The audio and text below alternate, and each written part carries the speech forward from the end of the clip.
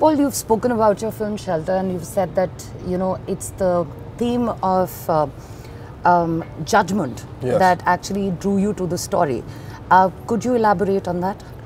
Well, you know, I knew I wanted to make make a film, and I thought, you know, what would I like my first film to be about, and I thought I'd very much like to talk about judgment, and I didn't know how, in what way. And then there was this couple, a homeless couple, my neighbors, I guess, who lived outside of my apartment in New York City, and I would see them every day and try to talk to them, but very taciturn, you know, and I would pass them with my children on the way to school every morning, and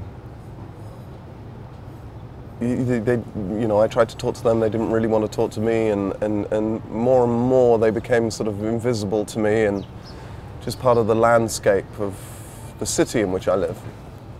And then Hurricane Sandy happened in New York City, and in the sort of mayhem of trying to get my family in a car and my 3 children and the stupidest dog in New York City in the car and leave, I never stopped to think about what happened to them, and I never saw them again. And so I thought maybe they would be a good you know, subject to talk about judgment with, because I think it's interesting the way we treat homeless people, and also the response that it engenders in you. You know, is an almost aggressive response. Like, why are, you know, pull yourself together, and you know, I just think, you know, in a world of increasing grey area, we're becoming more and more entrenched in black and white positions, and you know, and so that's how it sort of began. When you started, you know, your process as a director, what did you think your years as an actor contributed to that? Well, right. Well, I sort of wanted to give actors their jobs back, because I feel often that scripts are now developed to the point where there's very little left for an actor to do except fill in, you know, this sort of painting by numbers, really. And I understand that as a producer, that you want to make sure that the story works, even if the actor doesn't show up. But the sort of movies that I grew up loving, mainly from American 70s movies, they you know, 5 Easy Pieces doesn't work unless Jack Nicholson shows up, and actors are many things. They can be vain and irritating and self-serving, but that all of them, the really good ones, are extraordinary storytellers. And so I really wanted to put the responsibility give actors the responsibility of storytelling. You know, directing can be very liberating because you're taking all the creative calls. You're the captain of the ship. It looks that way. Often it isn't. It seems that way. Yes. It's just a notion. Yes. No, but you know, you are responsible for the entire piece.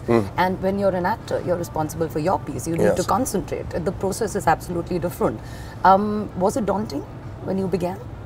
Yes, and you know, every day your day begins with, you know, 100 emails from people asking you questions, and continues with people endlessly asking questions and needing answers, and 90% of those questions are, what color do you want the red shoes to be? You know, and then 10% of them are almost entirely impossible to answer. So, you know,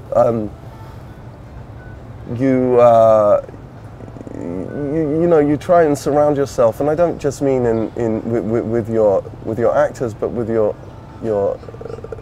camera team and your designer, to surround yourself with really imaginative people. And we were a very small film with very little money, and a lot of the people working for us were very new to the industry and full of ideas, and it's it is the combination of a lot of people's work and imagination, and that's what's actually beautiful. It's much more collaborative than it looks. Of course, in the end, it seems to everybody that you've made every decision, and you have to wear that. Good ones and bad ones. You know. You have to carry the load. Absolutely, and it's not. If they're bad decisions, it's not always your fault, and if they're good decisions, it's not always your fault. You can't. But you have to, as the director, wear them all, and that's the curse and the joy of being a director. Since it's your first outing as a director, what's the one big learning that you've come away with? So if you have very little money, but you have an abundance of talent in your cast, people are going to think that you know what you're doing, and that's the truth. And also, it taught me a lot as an actor as well. And what it taught me is that I will never ever ask a director a difficult question at dusk ever again. You're a reformed actor. Yes, I'm a reformed actor. I mean, it also allows you to know, you're able to call the. You absolutely know when a director's lying to me again, and when a director's making their job seem more difficult than it is. But I absolutely, there will be times when I really leave the director alone and stop asking quite so many questions when the sun's going down. You've collaborated with your wife in this film, and Yeah. you said that the trust that she put in you was incredible. She just surrendered to this role. It's worked out. But while you were thinking of collaborating with her, were there any fears that, what if this doesn't work out? What if the working relationship? Yeah, I had a pretty strong feeling that it would, because she's really quite good.